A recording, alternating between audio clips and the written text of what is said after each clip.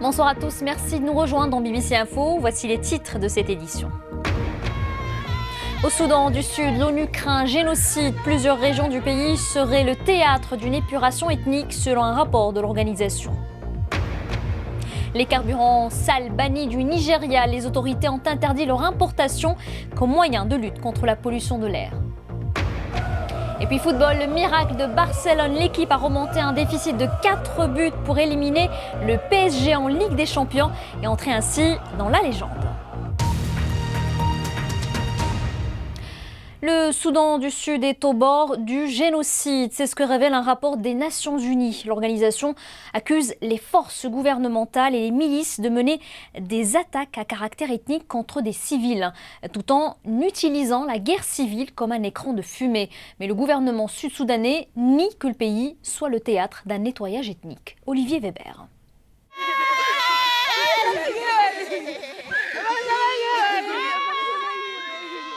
La douleur d'une mère, la mort d'un enfant. C'est un pêcheur qui a découvert son corps. Le corps du petit Isaac avait été jeté dans la rivière, ses chevilles liées, un fil de fer autour du cou.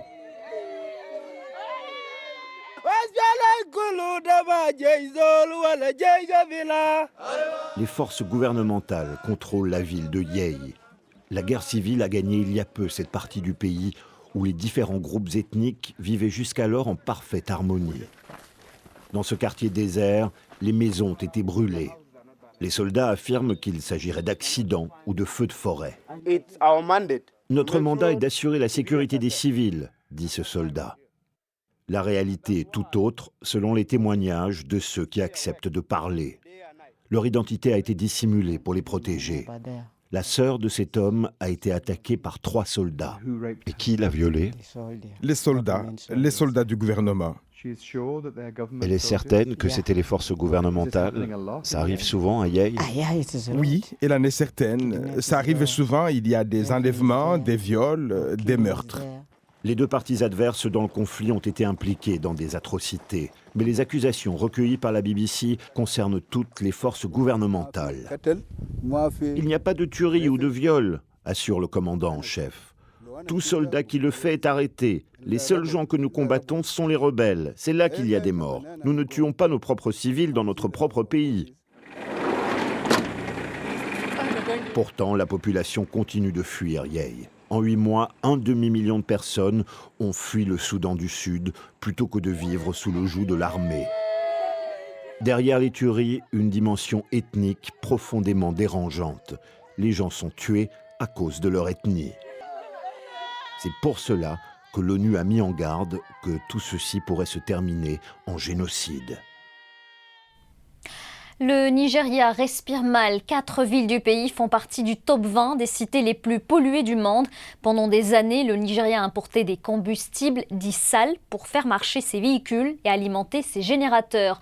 Mais le gouvernement a pris les choses en main. Il interdit cette importation dans le but de réduire la pollution de l'air. Les détails avec Clarisse Fortuné.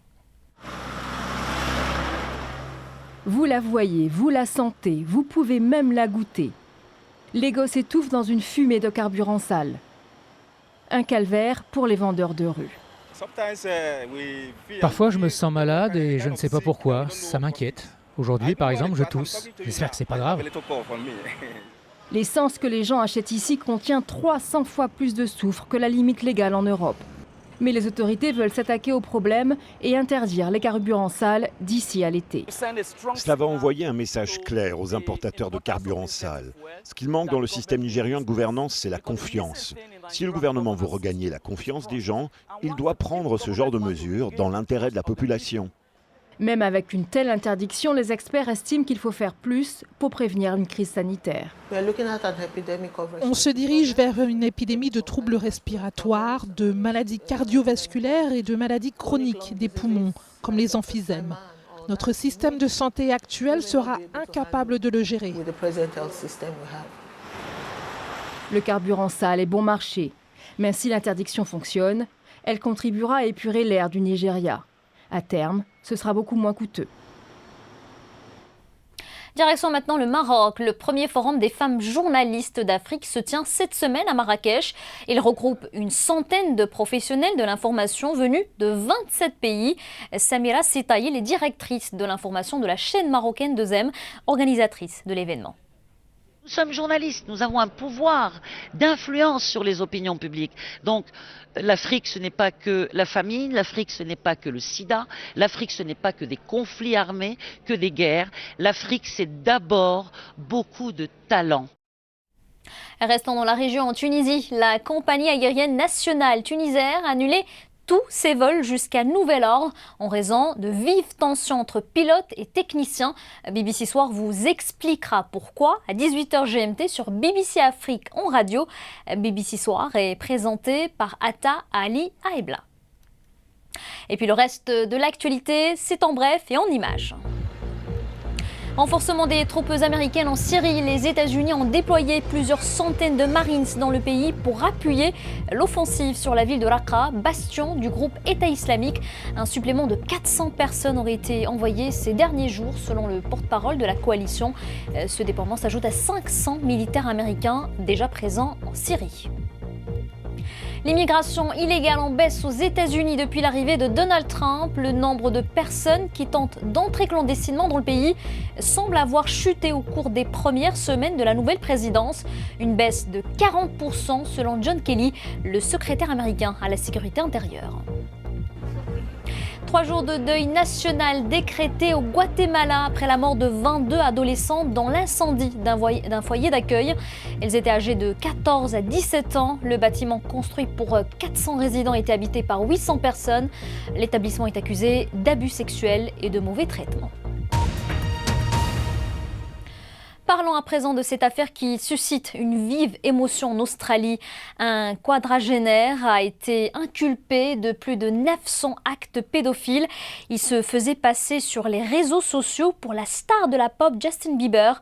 Une usurpation d'identité afin d'inciter de jeunes fans à lui envoyer des photos explicites. Les détails avec Vénus Nishimi-Imana.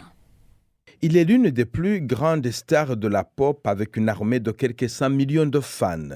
Mais quelqu'un d'autre, avec un motif sinistre, s'est fait passer pour Justin Bieber. Selon la police australienne, un professeur de droit à Brisbane a utilisé les plateformes en ligne pour communiquer avec de jeunes fans à travers le monde. Il les incitait à lui envoyer des photos explicites. Il a été inculpé de 931 chefs d'accusation, y compris la production de matériel pédophile. De nos jours, c'est extrêmement facile pour les gens de se faire passer pour une célébrité ou pour quelqu'un d'autre. Il y a beaucoup d'informations en ligne, des photos et d'autres matériaux que les gens peuvent utiliser pour fabriquer de faux profils. La police parle d'une affaire épouvantable et appelle les fans à redoubler de vigilance sur Internet. Ces révélations ont choqué cette mère de Brisbane et sa fille qui vont assister au concert de Justin Bieber la semaine prochaine. Pour Priscilla Haddad, âgée de 16 ans, ce n'est pas une surprise. Si un inconnu vous approche et prétend être ou semble avoir le même profil que Justin Bieber, vous aurez envie de continuer à lui parler. Sa mère effectue des contrôles réguliers sur les comptes de réseaux sociaux de sa fille. C'est la génération Y, donc j'ai appris à m'adapter, non seulement pour la sécurité de ma fille, mais c'est la mode. Nous devons donc être conscients du risque et nous devons être bien informés. L'homme, âgé de 42 ans, est déjà en détention pour d'autres motifs et sera de nouveau devant ses juges le mois prochain. L'actualité sportive du football avec l'incroyable exploit du FC Barcelone hier soir en Ligue des Champions. Les Catalans se sont qualifiés pour les quarts de finale en battant chez eux le PSG sur le score de 6-1. Le PSG avait gagné 4-0 à l'aller et se croyait en sécurité. Mais le Barça, emmené par un brillant Neymar, a marqué 3 buts dans les 7 dernières minutes du match. Du jamais vu, 2 réactions, celle de l'entraîneur du Barça, Luis Enrique, incrédule, et du capitaine du PSG, Thiago Silva, effondré. C'est un sport pour les dingues, clairement pour les fous. Ceux qui étaient ici ce soir s'en souviendront toute leur vie. Mais c'est un sport unique. Quand à la 41e minute de la seconde mi-temps, vous perdez 3-1, mais que l'équipe continue à croire et qu'elle pense encore pouvoir y arriver, et vous voyez ce qui peut se passer. Malheureusement qu'aujourd'hui, rien n'a marché. C'est ça la vérité. On a essayé de jouer aujourd'hui comme d'habitude, mais nous ne sommes pas réussi à faire tout ce qu'on a parlé, tout ce qu'on a travaillé. Et le Barça, pour le contraire, ils ont fait tout ce qu'il fallait faire. Ils ont concrétisé beaucoup d'occasions devant. Et dans les rues de Barcelone, la liesse a duré tard dans la nuit. Les supporters, comme vous le voyez, ont célébré comme s'ils avaient gagné la finale. À l'inverse, des joueurs du PSG à leur retour en France ont été pris à partie par une trentaine de supporters en colère. Dans l'autre huitième de finale hier soir, pas de problème pour le Borussia Dortmund qui a battu le Benfica 4-0 grâce à un triplé du Gabonais Pierre-Emerick Aubameyang. Et ce soir, place à la Ligue Europa avec les huitièmes de finale aller. Manchester United effectue un déplacement périlleux en Russie au FC Rostov. L'entraîneur de Man U, José Mourinho, s'est dit inquiet de l'état désastreux de la pelouse. Et en football africain, la Guinée affronte en ce moment même le Sénégal en demi-finale de la CAN des moins de 20 ans en Zambie. Nous sommes d'ailleurs à quelques minutes de la mi-temps et le Sénégal mène 1-0. Hier, la Zambie s'est qualifiée pour la finale en battant l'Afrique du Sud 1-0 dans les prolongations. Enfin, une bonne nouvelle pour l'équipe brésilienne de Chapecoense, décimée en novembre dans un accident d'avion. Elle a réussi son retour sur la scène internationale en s'imposant 2-1 contre le club vénézuélien de Zulia en Coupe Libertadores. Chapecoense avait dû effectuer 22 recrutements pour disputer cette coupe après la mort de 19 de ses joueurs. Un mot de culture à présent, danseur, chorégraphe et enseignant, Dixon Mbei est un artiste versatile aux multiples talents. À 30 ans, ce jeune Britannique d'origine camerounaise a déjà dansé pour les plus grandes compagnies à travers le monde. Son style, un mélange d'influences africaines et de danse contemporaine. Geneviève Sagno est allée à sa rencontre à Londres. Regardez. Bonjour, je m'appelle Dixon, je suis danseur, chorégrapheur, j'enchaîne du pop.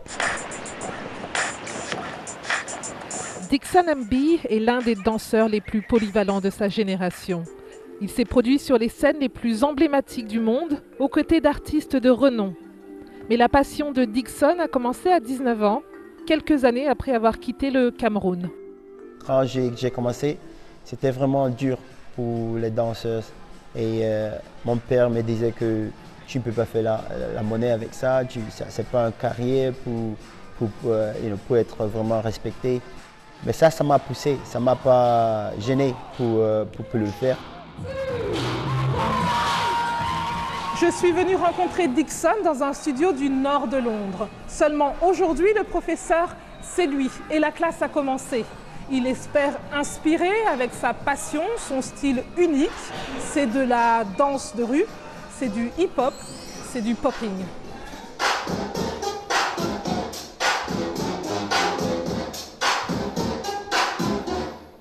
En fait, le popping, c'est vraiment facile parce que c'est juste une concentration du muscle. Mon père, quand j'étais petit, jouait la musique de Makossa et Bikusi et les artistes comme Manu Dibango et Kota Bass et les trucs comme ça. Je pense que c'est dans mon corps.